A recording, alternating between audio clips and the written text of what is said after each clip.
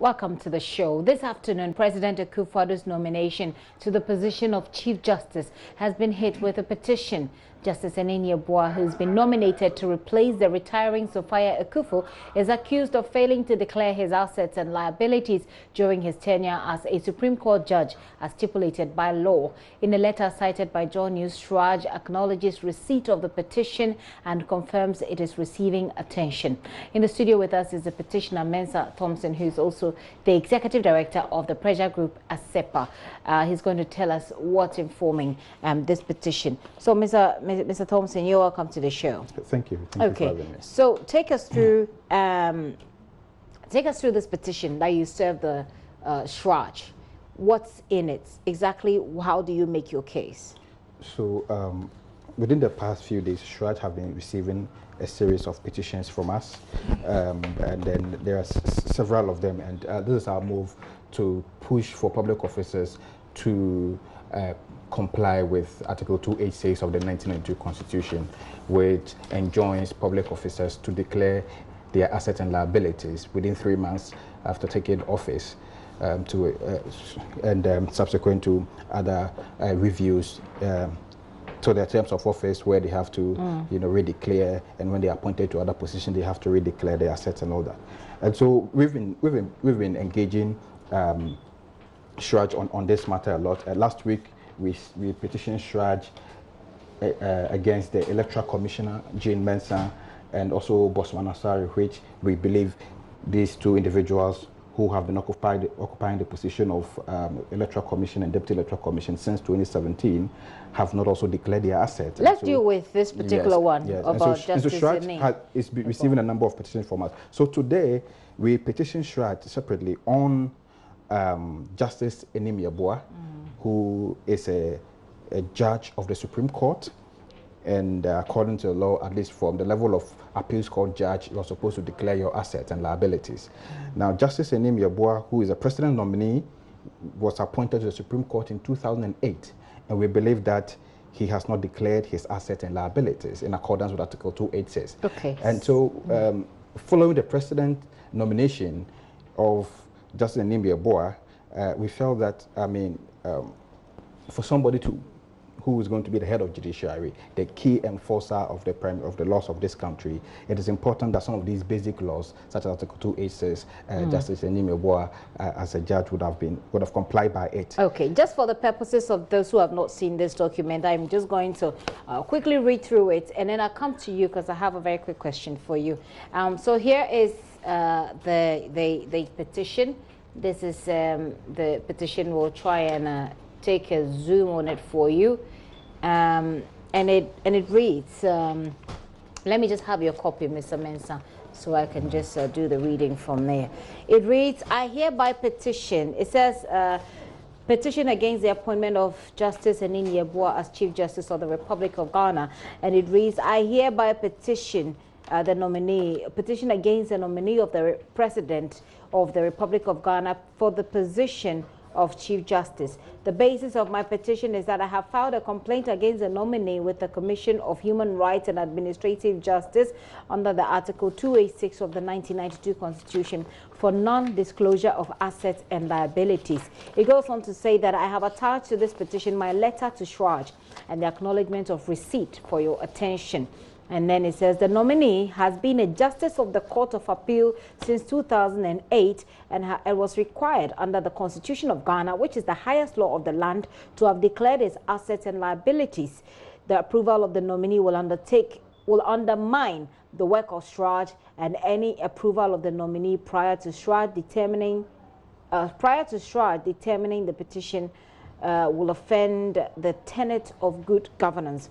I pray that my petition is addressed to strengthen our democracy. It is signed by Mensa Thompson, who is here in the studio with us, and it is copied to the majority leader, the minority leader, and the ranking member of the appointment committee. So this is a letter you're writing to Parliament. Now, you said earlier when you were speaking that you believe he has not declared his assets. Do you have evidence that he has not declared his asset, or it is based on your belief that he has not declared his assets? Well, you know, as a public accountability group, we also have our sources and we do our own investigations.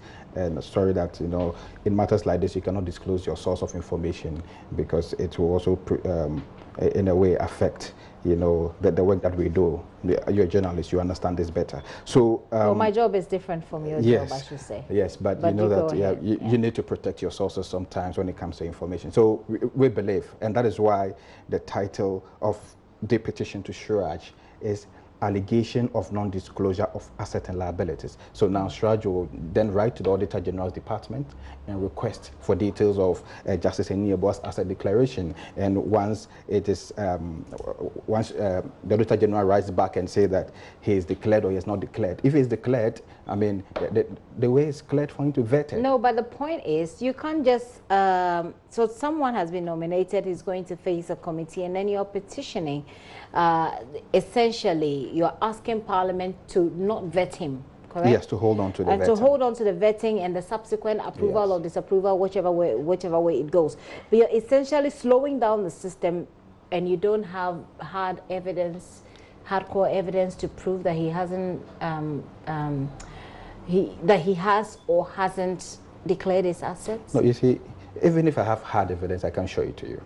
Because the Constitution is very clear on who must have access to asset declaration forms when they are filled. You understand? And so, do you have it or do you not have it? Yes, we do. Otherwise, we wouldn't have taken this step. And that is why we believe that, yes, I mean, Shraj and a high court or any court of competent jurisdiction and Shraj has the capacity to demand or subpoena the asset declaration records of Justice Enieboa from the Auditor General. You understand? And that is what they're going to rely on. And if you read Article 287, Article 287 also says that once Shraj writes to the respondent, in this case, which is Justice Enieboa, if Justice Enieboa acknowledges that, yes, indeed, he had failed to declare his assets in accordance with Article 286, then Justice then there will be absolutely no need for investigation because it is self-admission. And then that means the respondent has admitted that, yes, indeed, he has not declared. So then the investigation is truncated and then remedies are taken. If he has not declared, and he admits, which is what you claim. Yes, and he admits, if Shraj writes to him that we've received a petition against you that you've not declared your asset, now what do you say to that petition? If he admits that indeed he has not declared his asset, Shraj will truncate the investigation and then take remedies because then it's self-admission. So there's absolutely no need for investigation. But if he denies, then Shraj will subpoena his records from the Auditor General's Department, and then the Auditor General's Department will confirm whether indeed he has fulfilled that constitutionally mandated, requirement or not, and then the process will go on, and there are remedies. I mean, so this is failure to declare your asset. It's a clear violation of the Constitution, and it is tantamount to what we call stated misbehavior as used in Article 146, to remove from office Article 71 office holders. And so clearly the remedies are very clear. And so at this point, the Shraj is taking steps in putting up the inquiry. And so we believe that Parliament going on with this investigation, with the vetting of Justice Enieboa on Saturday could prejudice the entire process. I mean, how do you approve somebody who is undergoing investigation from Shraj to become Chief Justice when the process have not completed? When did you send this petition to Shraj, saying that the vetting is likely to take place by Saturday? No, so that petition went to the Speaker of Parliament today. This one went to the Speaker of Parliament today? Yes, it went to the today. Speaker of Parliament today, copied to the Chairman of the Appointments Committee, the Ranking Member of the Appointments Committee, and then the Minority and the Majority. That's the General Leadership of Parliament.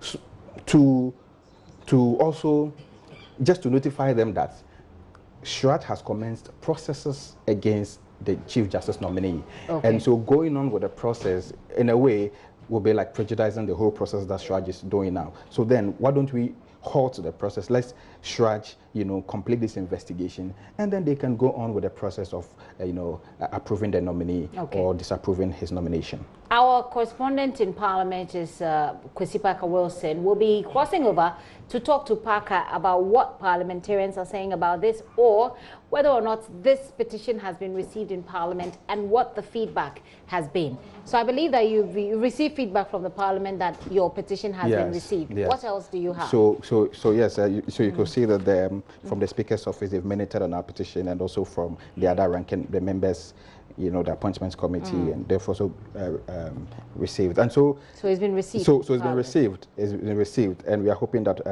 Parliament will give it the needed attention. I mean, Parliament make laws for us. We are citizens. We are just to obey these laws that Parliament make. And so, if there is this, allegation of non-compliance of the laws Parliament itself have made, then I think it is Parliament itself have to, comply with the processes of, remedying the situation and making sure that, laws are being, followed. And so that we set a precedent that nobody is above the law. I mean, all officials must comply with the Constitution of the Republic of Ghana, especially, judges who interpret our laws for us. And I also want to use this opportunity to entreat all public officials to take steps to declare their asset. I think that the Asset Declaration Law, Article 286, is one of the most flouted law, in our public service. I mean, and it is one of the fundamental principles that the Constitution have put in place to fight corruption. You understand? So that when you come into office, you declare your assets and liabilities, so that when you are leaving office, we can know, because some of these positions, you are in a position where money can exchange hands. Money can influence so many things. And so it is important that we know your status, your wealth status, your assets and liabilities, so that when you are leaving office and you've acquired unnecessary wealth, or you've acquired some wealth which has questionable, status, then we can take steps to question, the source of those wealth and all that. And these are some of the things put in place to check the system and to ensure that matters of public accountability are taken seriously. And so we entreat all public officers, please take steps to declare your assets. Go to the Auditor General's Department, pick an asset declaration form, declare your assets, and then you can continue with your job. Very well. So we have a statement from Parliament, and I'll run it by you. This is Parliamentary Service. It says, attention editor, for immediate release, scheduled vetting of the Chief Justice nominee. The Parliament of Ghana wishes to inform the general public that the new date for vetting the Chief Justice nominees is His Lordship Justice Enini Yeboah, is Monday, 23rd December 2019 at 9 a.m. prompt. The event will be held at the committee room 1 and 2 at the new administration block of Parliament. Attendance to the public hearing shall be strictly by invitation. I'd like to take it's signed, by the way, by Kate Ado, who is the PR Director of Public Affairs for Parliament. Mr. Thompson, finally, before you go, what do you make of this? It looks like there's going to be a vetting. It's only not taking place tomorrow, but it's going to take place on Monday, according to Parliament's communication. Yes, and I think that we are going to work hard to ensure that it also doesn't come on Monday as well. I think that Parliament going on with this vetting clearly would prejudice the whole investigation by Shraj. And then it will be like then Parliament in itself as an institution is not helping the compliance or enforcement of the laws they themselves make. And so we will be pushing very hard to ensure that this vetting of Justice Enini Yeboah do not come on Monday. What are you going to do to prevent the vetting from being held? We've sent our petition today, and I believe that as we speak, Speaker of Parliament officially has not cited this petition yet, even though it has been received by his office. And I know that as soon as he receives it, he'll be enjoined by law to call off the vetting and to ensure that Shraj official. And I know that by Monday, Shraj itself would have officially also written to the Speaker of Parliament on the petition that they have received from our outfit. And just to be clear, you also indicated that you have sent a similar petition to Shraj against the Electoral Commission chairperson and the deputy. And the deputy, Bosman Asari. So Jean Mensah and Bosman Asari, for the past 2 years, they've been holding the high office of Electoral Commission and Deputy Electoral Commission. They have also not taken steps to declare the assets. And like I said, the asset declaration law is the most flouted, law in the public service. I mean, especially when people are nominated to some of these high offices, which are very sensitive, we expect that the first thing that they do is to take steps to declare their assets and liabilities, so that we can monitor the work that they do. We can ensure transparency and accountability in the work that they do.